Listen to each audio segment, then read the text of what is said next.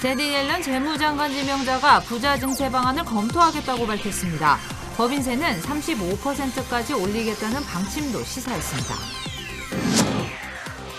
65세 이상 고령자들의 백신 접종 예약 절차가 너무 어렵다는 불만이 잇따르고 있습니다. 예약 웹사이트는 수시로 다운되고 있어 신청 자체가 불가능한 경우까지 발생하고 있습니다. 제3차 경기부양지원금 1,400달러가 다음 달 말에서 3월 초가 유력한 것으로 전해졌습니다. 경기부양법안 통과가 3월까지 연기될 경우에는 4월까지 미뤄질 수도 있습니다. 코로나 사태 이후 청소년들의 약물 남용과 중독이 더 심각해졌습니다. 온라인 수업과 활동이 실내로 제한되면서 우울증 청소년까지 늘어났습니다. 남가주 지역은 당분간 낮 최고 기온이 50도대 중반까지 크게 내려가겠습니다. 내일부터 뿌리기 시작하는 비는 다음 주까지 오락가락을 반복하겠습니다. 네, 오늘부터는 기온이 뚝 떨어집니다. 비까지 오락가락한다는 예보입니다. 코로나 사태 건강에 더 유의하셔야겠습니다.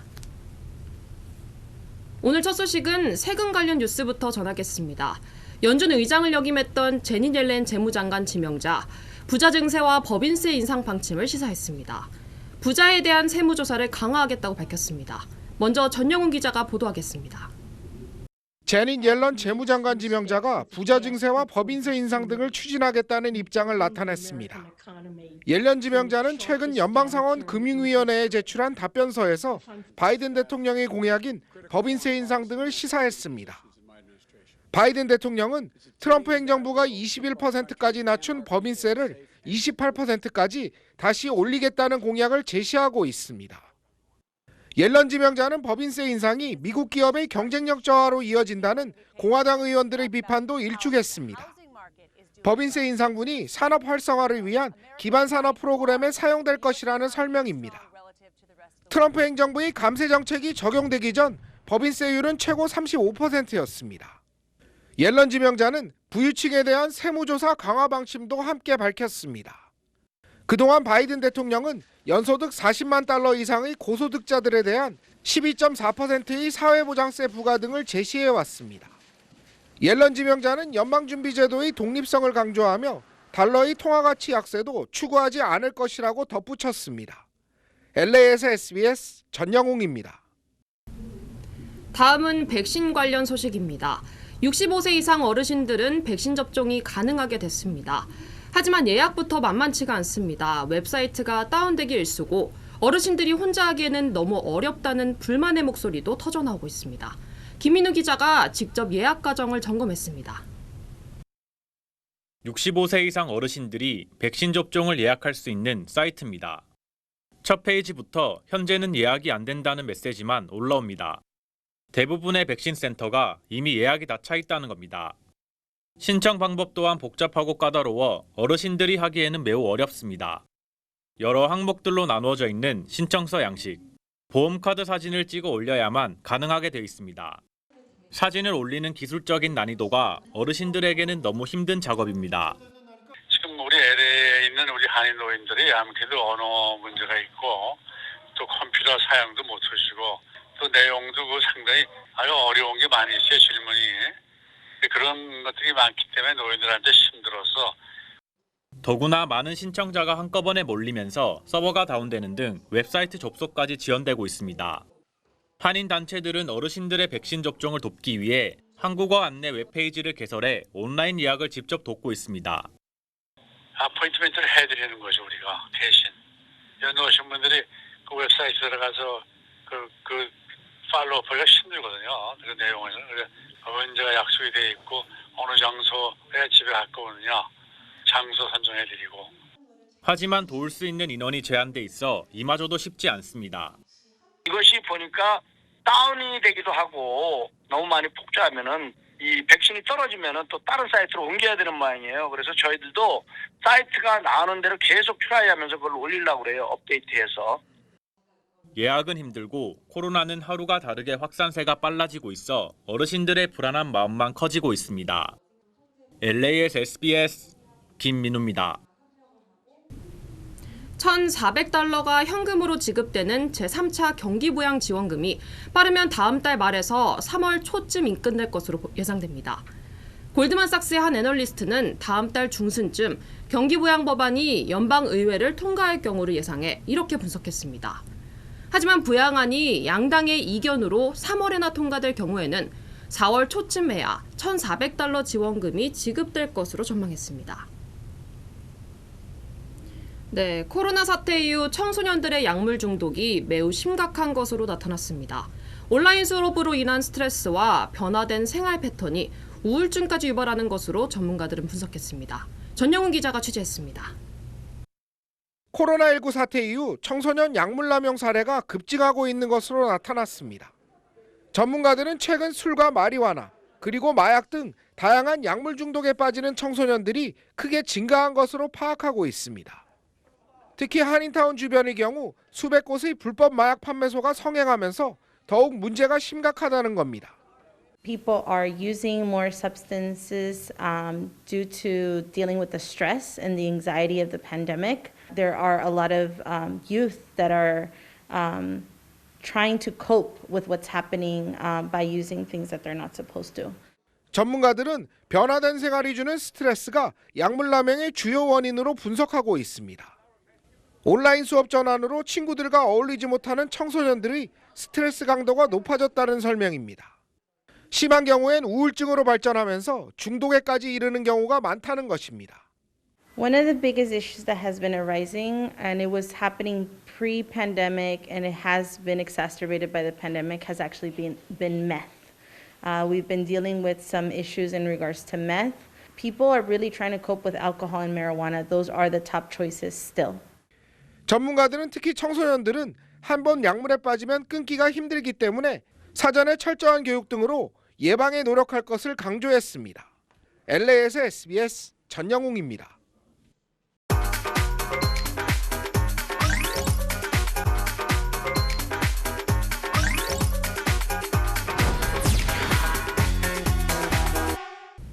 할리우드 속으로 들어가 크고 작은 소식을 전해드리는 인사이드 헐리우드 시간입니다.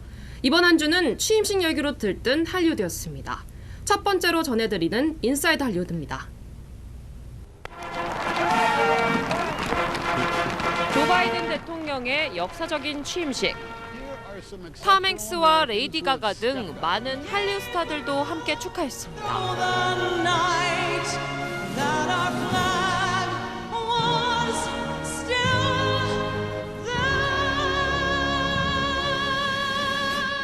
가수 케이티 페리는 대표곡 파이어웍스를 부르며 최초로 시도된 언택트 취임식의 끝을 화려하게 마무리했습니다.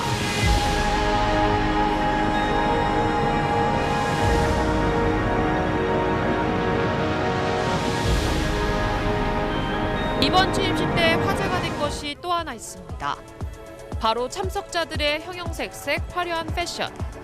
미셸 오바마 전 영부인의 자두색 코트와 흑인 디자이너가 제작해 이슈가 된 카말라 해리스 부통령의 보라색 코트까지. 비슷한 색깔의 코트가 매진됐을 정도라고 합니다. 이제는 필수품이 된 마스크의 디자인도 신경 쓴 섬세함에 눈까지 즐거운 취임식이었다는 평가를 받고 있습니다. 관객을 대신해 꽂혀있던 수많은 성조기들은 취임식이 끝난 후 누구나 가져갈 수 있도록 개방했다고 합니다. 한편 임기를 마무리한 트럼프 전 대통령의 첫 일정 역시 골프였습니다. 코로나 백신 맞으셨나요? 아니면 맞을 예정이신가요? 전 캘리포니아 주지사이기도 한 우리의 터미네이터 아놀드 슈왈제네거는 이번 주 LA 다저스 구장에서 맞았습니다. Come with me if you want to live. Come with me라는 영화 속 명대사를 인용해 백신 대상자는 반드시 맞을 것을 당부하기도 했습니다. Come with me if you want to live. 무려 25번째 제임스 본드 영화인 No Time to Die의 개봉일이 또다시 연기됐다는 소식입니다. 제작사인 MGM 측은 개봉일을 오는 4월에서 10월로 미뤘다고 밝혔습니다.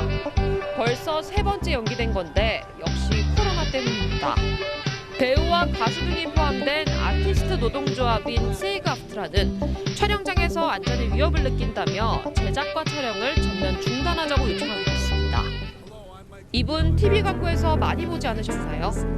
연매출 3억 달러에 달하는 베개회사 대표인 마이클 린입니다. 캐릭터 강한 광고와 유쾌한 성격으로 할리우드 스타 못지않은 유명세를 얻고 있습니다. 최근 린델 대표의 베개 브랜드를 폴과 베드앤베스 비욘드 같은 대형 비즈니스들이 보이콧을 해 화제입니다. 린델 대표의 정치적 성향 때문입니다. 전폭적인 트럼프 지지자인 린델 대표가 지난 대선은 모두 불법 선거였다, 의회 폭동을 지지한다 같은 발언을 쏟아내자 소비자들 사이에서 보이콧 움직임이 시작된 겁니다. 매출에 큰 타격을 입게 된 린델 대표는 자신이 불공정한 대우를 받고 있다며 보이콧 철회를 호소하고 있습니다. 한인들에게도 익숙한 가수 저스틴 팀벌레이크가 등남 사실을 최근 인정했습니다.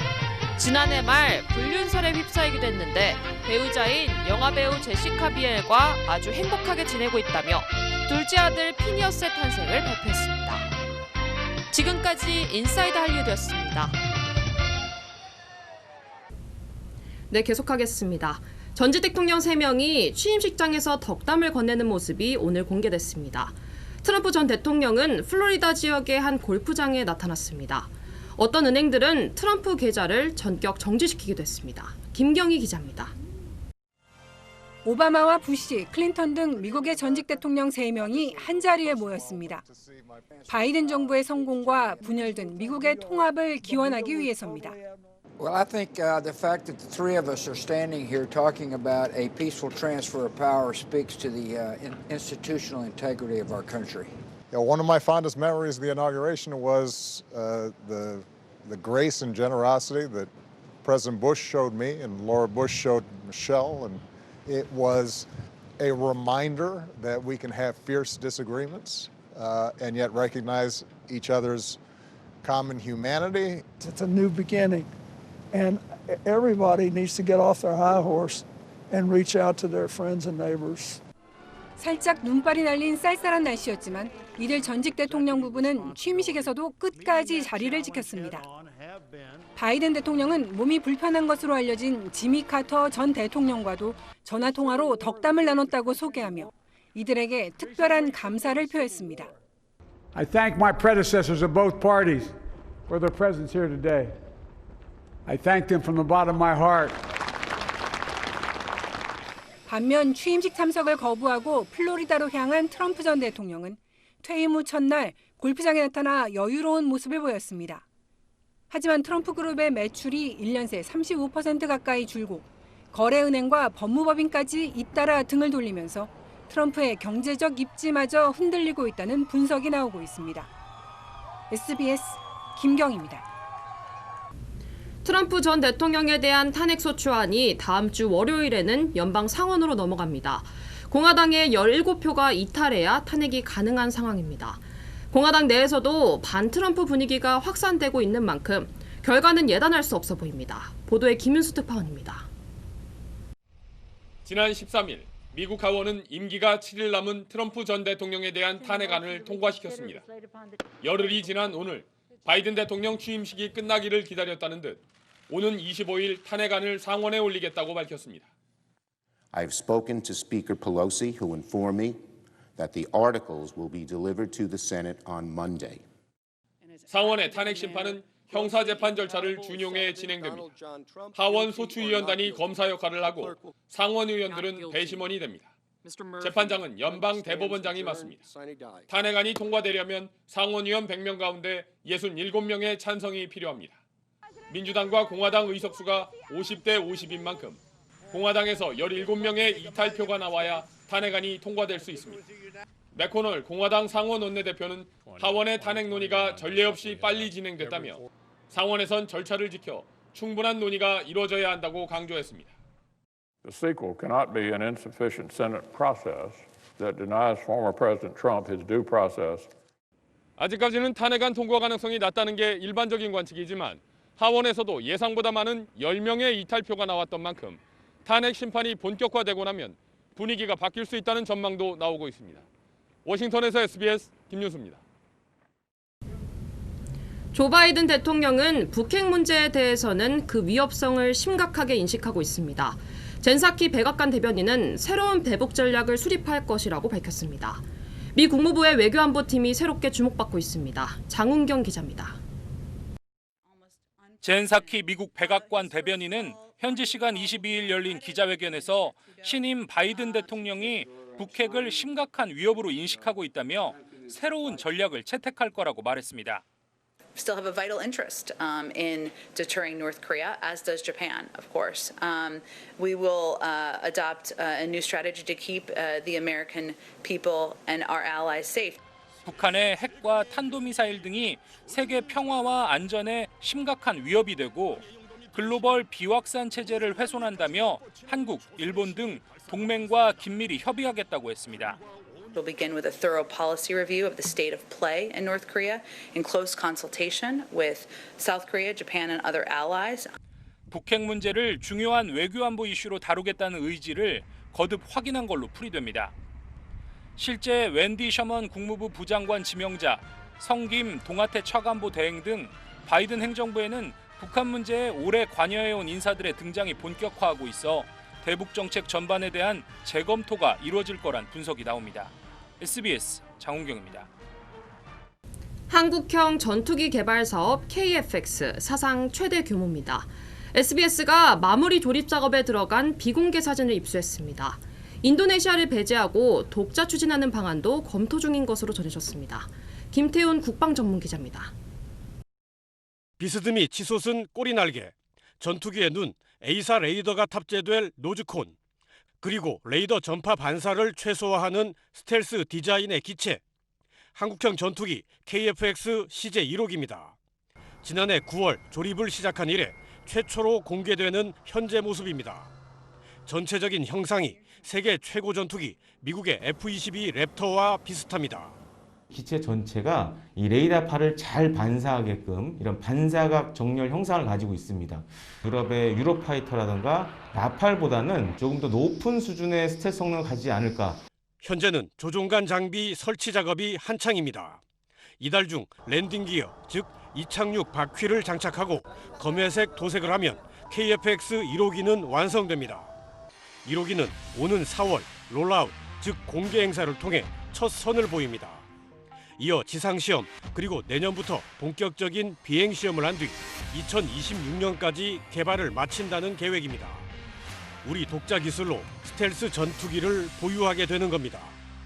기술적 난관을 하나씩 넘고 있는 가운데 사업의 걸림돌로 떠오른 건 20% 지분 참여 중인 인도네시아의 분담금 미납입니다. 지난 일요일 서욱 국방장관과 강은호 방사청장이 이 문제를 협의한 것으로 확인됐는데 1조 5천억 원의 분담금을 정부와 개발업체인 한국항공우주산업이 일정 비율로 나눠 부담하는 방안을 검토한 것으로 알려졌습니다. SBS 김태훈입니다. 네, 남가주 일대에는 겨울 폭풍우가 다가오면서 내일 오전부터는 비가 내리겠습니다. 강우량은 많지 않겠지만 늦은 오후까지 계속 오락가락하겠습니다.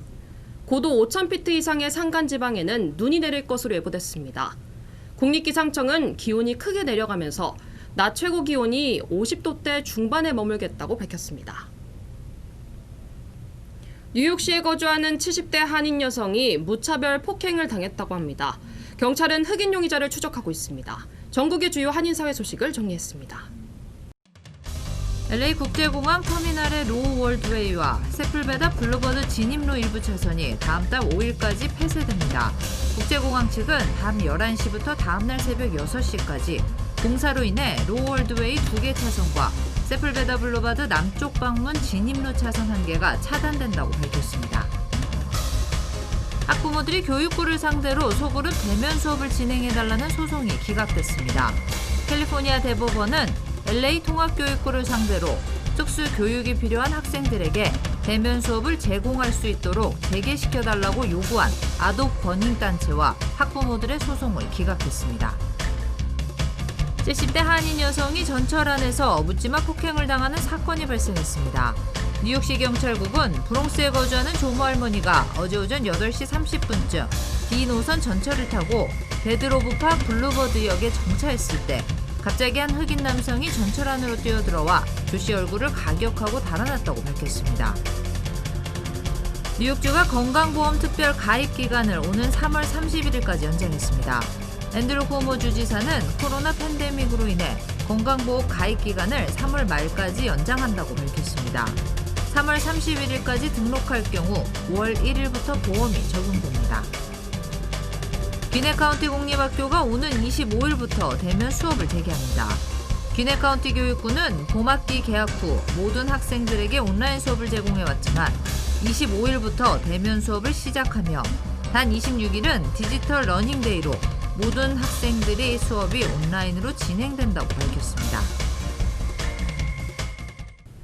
네, 일본 도쿄올림픽이 제대로 치러질 수 있을지 모르겠습니다. 코로나 확진자 수는 계속 증가하고 있습니다. 도쿄올림픽을 취소할 거라는 일부 보도에 일본 정부는 공식으로 부인했습니다. 유성재 특파원입니다. 일본 정부는 하루 종일 급한 불 끄기에 바빴습니다. そのような事実はないということをきっちり否定をさせていただきたいと思います。 정례 기자회견도 모자라 정부 공식 입장문을 급히 배포했고 아소 부총리는 신경질적인 반응까지 보였습니다. 誰が言ったかもよくわからんような話なんで、そういうのはあちこちからよくありましたから、それいちいちコメントすることはないです。 일본 정부와 여권 내부에서도 80%가 넘는 일본 내 취소와 재연기 여론에 신경 쓰기 시작한 것으로 보입니다. 취소 이외에 다른 방법이 없다는 날선 경고를 내놓는 전문가도 있습니다. We are facing with far more danger than last year. The gambler who are losing money would just pour the money to get it back. 어렵게 올림픽을 개최하더라도 무관중으로 해야 한다는 의견도 제기되고 있습니다. 무관중으로 개최할 경우 일본 입장에서는 1조 원 정도의 입장 수익과 이보다 훨씬 큰 관광 수익을 모두 포기해야 합니다. 어느 쪽이든 코로나를 이겼다는 증표로 올림픽을 개최하겠다는 일본 정부의 공언이 점점 힘을 잃어가는 건 분명해 보입니다. 도쿄에서 SBS 유성재입니다. 네, 도쿄올림픽 개최 여부를 두고 국제올림픽위원회 IOC도 심정이 복잡합니다. 개최를 약속했지만 안전을 위해서는 취소해야 한다는 현실적인 주장도 만만치 않습니다. 계속해서 권종호 기자입니다. 토마스 바흐 IOC 위원장은 어제 일본 교도통신과 인터뷰에서 오는 7월 23일 도쿄올림픽이 개막하지 않을 이유가 없다고 말했습니다. IOC가 계속 강행 의사를 밝히는 건 도쿄올림픽이 취소될 경우 약 2조 7천억 원의 중계권료를 비롯해 막대한 금전적 손실을 보는 데다 자칫 내년 2월 베이징 동계올림픽까지 영향을 받을 수 있기 때문입니다. 지난해에도 1년 연기를 결정하기 며칠 전까지 정상 개최를 주장했던 만큼 지금 시점에서 개최를 자신하는 건 IOC로선 불가피한 수순으로 보입니다. 하지만 현실적으로 정상 개최는 점점 힘들어지고 있습니다. 도쿄올림픽 출전권의 무려 43%가 아직 정해지지 않은 가운데 각국의 여행 제한으로 예선 일정조차 잡지 못하고 있습니다. 또 믿었던 백신의 효과도 크지 않아 선수들에게 백신을 강요할 수도 없고 그렇다고 안전을 보장하지 않고 개최를 강행할 수도 없는 진퇴양난에 빠져 있습니다. IOC는 조금 전 각국 올림픽위원회와 화상회의를 열고 의견을 수렴하고 있습니다. 오는 3월 10일 IOC 총회가 예정된 가운데 도쿄올림픽의 운명은 성화봉송이 시작되는 3월 25일 이전엔 결정될 것으로 보입니다. It would seem absurd to start the torch relay and then have to now have no Olympics. So that date is crucial. 겉으론 개최에 자신감을 보이고 있지만 시간이 갈수록 IOC의 고심은 깊어지고 있습니다. SBS 권종호입니다.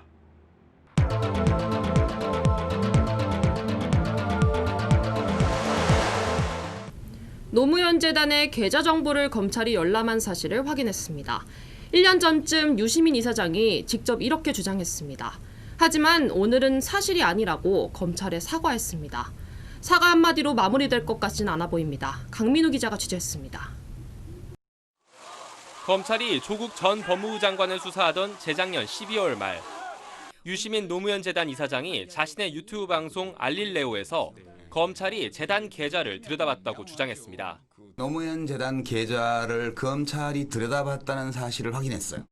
자신을 포함해 가족들의 계좌도 열람했을 가능성이 크다며 사찰 의혹을 제기했습니다. 그런데 1년이 지난 뒤 이른바 조국 흑서 필진들이 나섰습니다. 당시 수사기관이 금융정보를 열람한 게 맞는다면 늦어도 1년 안에는 당사자에게 통보해야 하는 만큼 이제는 유 이사장이 근거를 공개할 때라고 압박했습니다. 침묵을 지키던 유 이사장은 어제 재단 홈페이지에 글을 올려 신중한 검토와 충분한 근거 없이 의혹을 제기했다며 검찰에 정중하게 사과한다고 밝혔습니다. 정치적 다툼에 당사자처럼 행동했다. 과도한 적대감에 상대방을 악마화했다고 고백했습니다. 아울러 앞으로 정치 현안에 대한 비평을 하지 않겠다고 약속했습니다. 검찰은 공식 입장을 내놓지 않은 반면 사찰 의혹의 핵심 인물로 의심받던 한동훈 당시 대검 반부패 부장은 거짓 선동으로 이미 큰 피해를 당한 만큼 필요한 조치를 검토하겠다고 말했습니다. SBS 강민우입니다. 전두환 전 대통령의 연희동 집 별채, 검찰은 추징금을 보전하기 위해 압류 조치를 취했습니다. 전 씨 측이 제기했던 압류 취소 소송이 기각됐습니다. 안희재 기자입니다. 전두환 씨의 연희동 집은 본체와 정원, 별채가 있는데 명의자가 모두 다릅니다. 본체는 부인 이순자 씨, 정원은 전 씨의 전 비서관, 별채는 셋째 며느리 이모 씨 명의입니다. 미납 추징금 환수 작업을 진행 중인 검찰은 지난 2013년 집 전체를 압류하고 공매 절차를 진행한 끝에 집이 51억 3천만 원에 낙찰됐습니다. 이에 2018년 전 씨 측이 이걸 되돌려달라며 여러 소송을 제기한 상태입니다. 그런데 지난해 11월 연희동 집 환수에 제동이 걸렸습니다. 서울 고등법원이 본체와 정원의 압류가 부당하다는 전 씨 측 청구를 받아들였기 때문입니다. 본체와 정원은 전 씨 대통령 취임 전에 이순자 씨와 비서관이 매입했다는 걸 인정한 겁니다. 별채에 대한 판단은 달랐습니다. 서울 고등법원에 이어 서울행정법원도 어제 별채는 자기 소유라는 며느리 이 씨의 주장을 받아들이지 않았습니다. 별채는 전 씨가 대통령 재직 시절 뇌물로 형성한 재산으로 보여 압류 대상이 맞다고 판단한 겁니다.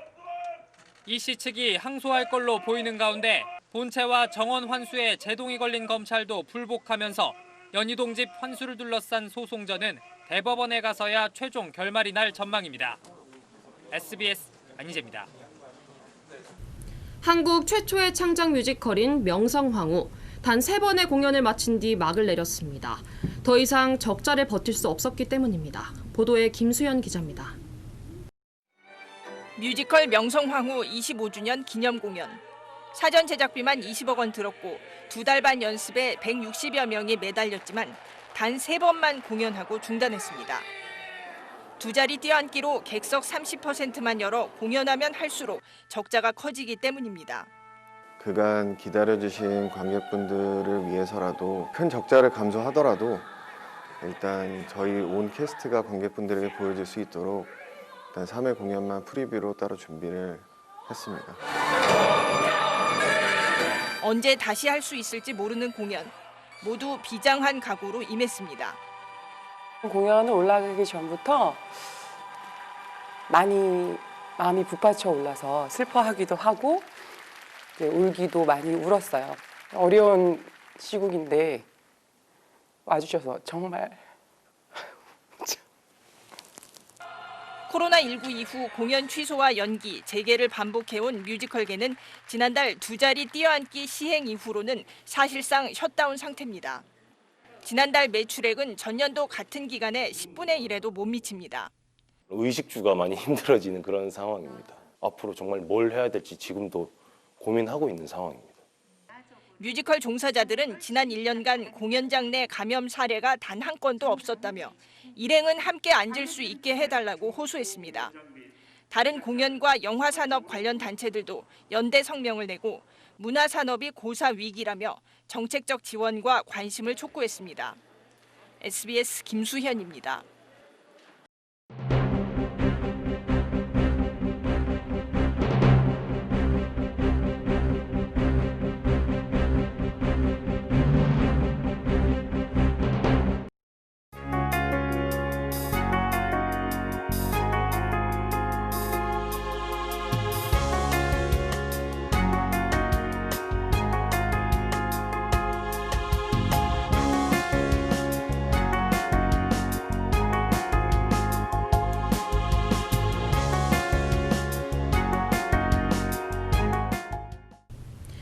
LA 카운티의 백신 현황을 보면 생각나는 단어 바로 인내입니다. 인내를 갖고 기다리는 방법밖에는 없는 듯합니다. LA 카운티 보건국은 백신 공급량이 턱없이 부족해 새로 취임한 바이든 정부의 도움을 요청한 상태라고 밝혔습니다. 다행히 신규 확진자 수나 양성 판정률은 아직은 높지만 조금은 주춤하고 있습니다. 이번 주말 안전수칙 반드시 지키면서 건강하게 보내시기 바랍니다. 저희 이브닝 뉴스는 유튜브 채널에서 다시 시청할 수 있습니다. 꼭 한번 확인해 보시기 바랍니다. 이브닝 뉴스 마치겠습니다. 고맙습니다.